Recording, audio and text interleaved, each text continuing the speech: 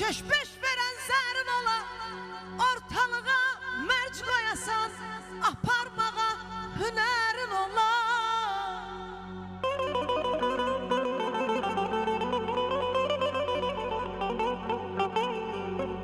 Söz yığasan demək üçün, dost tapasan kömək üçün.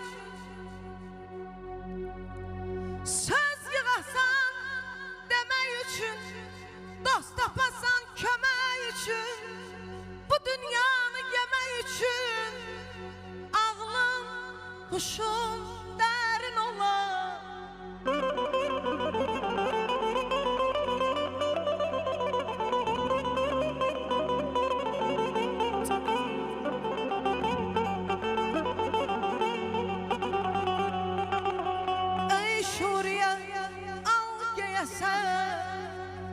Yaman göze gelmeyesen,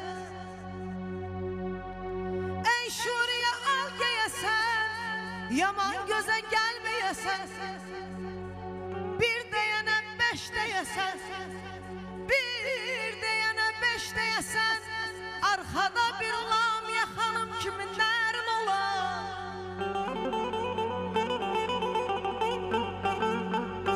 Bu ezelden böyle olur.